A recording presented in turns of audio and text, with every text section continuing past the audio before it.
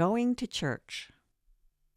Even if one has little interest in organized religion, one can still have a longing for the atmosphere that can exist in a church, a feeling of awe standing in front of something that is higher.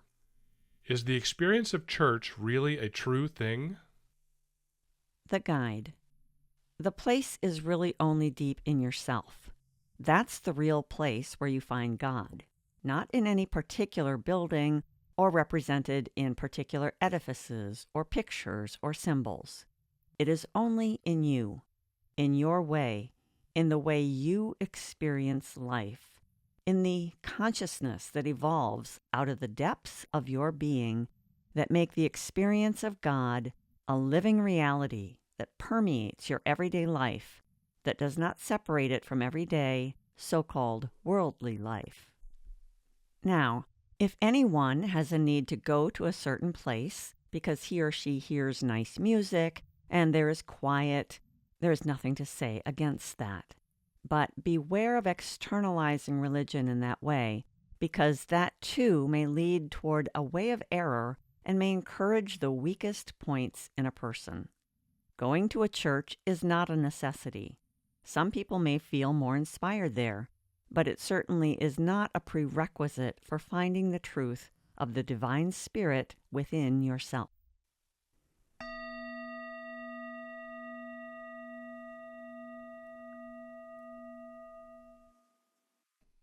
The Catholic Church has managed to survive until the present day, while the gnostic religions, which are more in accord with the Pathwork teachings, have not survived. Why is this? The guide. Outer power may often bring outer success. Maybe just because more truth was rooted in certain Gnostic religions, there existed less of a power drive in those who practiced them. But this does not mean that the inner power of truth did not actually bring more success in the real sense, even though it was less noticeable. The outer manifestation may, once again, lead you to believe that this is unjust. It is the same with an individual. You may ask why certain people are outwardly so successful while they are really selfish and very much lacking in maturity and love. Here we have to agree on what being successful really means. A businessman, outwardly successful, powerful, and financially secure, may be full of inner unrest and unhappiness, guilt and anxiety that you never know about because he may put up a very convincing front. Therefore, he is not successful in the sense of what really counts: his happiness, his inner security, his inner peace. By the same token, the powerful church you mention is successful outwardly, but is not remotely so successful inwardly. The neglected truth teachings of Gnostic religions may outwardly appear weak because there are few proponents of them that you know of, but inwardly there abides a strength which you may not see or know of at all.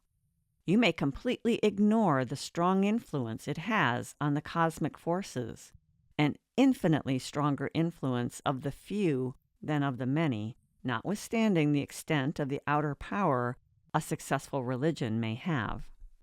Here again, it is a question of training one's awareness to perceive the inner content of something and not to focus on the outer manifestation. From that point of view, success is not where you see it. Even though many people may be adherents of that church, there are many more who are not. Many of those who are adherents are so in a half-hearted way or in a very superficial way, not really understanding what it is all about. That is not strength, and therefore such a church is not successful. At the same time, the few people who concentrate on the teachings of truth without overt power, in whatever form it may appear at different periods of history, leave an imprint in the universe that cannot be measured by the human eye. The efforts and understanding of a handful of such people are more important for universal success in its real sense than thousands of people going to a church. So this is the reason for the decline and virtual disappearance of Gnostic religion? The Guide. It has not disappeared.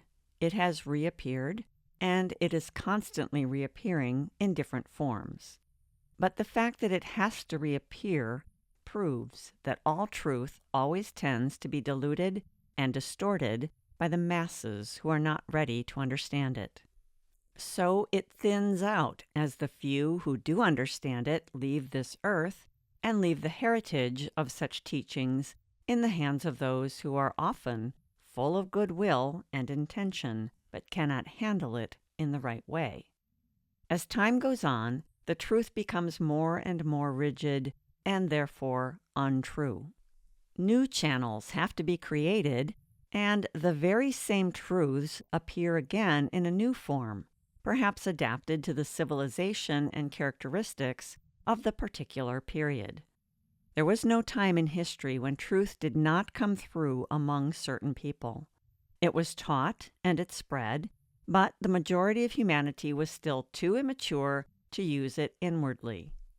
By making outer rules and regulations, they imposed restrictions that distorted it.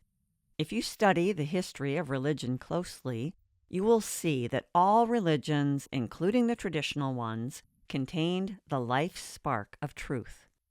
But as they spread, the truth faded out and they became religions of letters instead of heart and soul.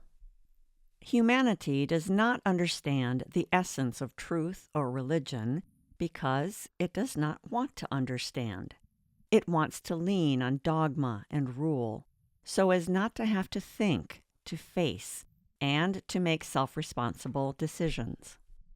In that way, truth is perverted.